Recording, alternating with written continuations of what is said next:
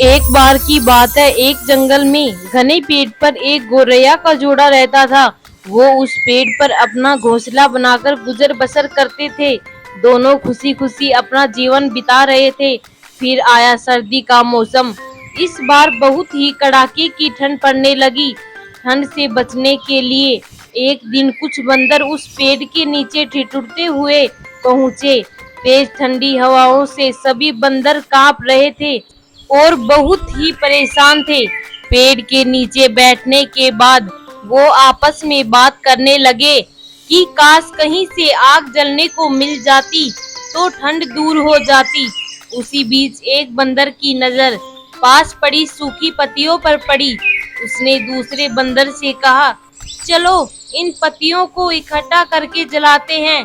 उन बंदरों ने पत्तियों को एक जगह इकट्ठा किया और उन्हें जलाने का उपाय करने लगे।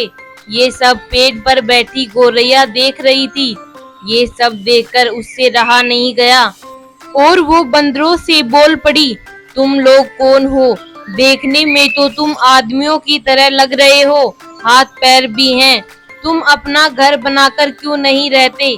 गौरैया की बात सुनकर ठंड से कांप रहे बंदर चिढ़ गए और बोले, तुम अपना काम करो, हमारे काम में पड़ने की जरूरत नहीं है। इतना कहने के बाद वो फिर आग जलाने के बारे में सोचने लगे और अलग अलग तरीके अपनाने लगे। इतने में बंदरों की नजर एक जुगनू पर पड़ी। वो चिल्लाने लगे, देखो ऊपर हवा में चिंगारी है, इसे पकड़कर आग जलाते हैं। यह सुनते ही सारे बंदर उसे पकड़ने के लिए अलग अलग तरीके अपनाने लगे। ये देखकर चिड़िया फिर बोल पड़ी, यह जुगनू है, इससे आग नहीं लगेगी। तुम लोग दो पत्थरों को घिसकर आग जला सकते हो। बंदरों ने चिड़िया की बात को अनसुना कर दिया। कई कोशिश के बाद उन्होंने जुगनू को पकड़ लिया और फिर उससे आग जलाने की कोशिश करने लगे, पर वो इस काम में कामयाब नहीं हो पाए और जुगनू उड़ गया। इससे बंदर निराश हो गए। इतने में गौरैया फिर से बोल उठी, आप लोग मेरी बात मानिए, पत्थर रगड़कर आप आग जला सकते हो।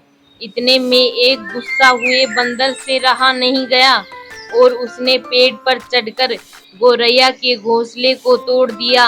यह देखकर चिड़िया दुखी हो गई और डर कर रोने लगी।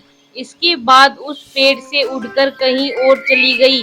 दोस्तों, इस कहानी से हमें यही सीख मिलती है कि जरूरी नहीं हर किसी को ज्ञान का उपदेश दिया जाए। उपदेश उसी को दिया जाना चाहिए जो समझदार हो और बातों को समझे। बेवकूफ को सलाह देने से खुद का ही बुरा हो सकता है।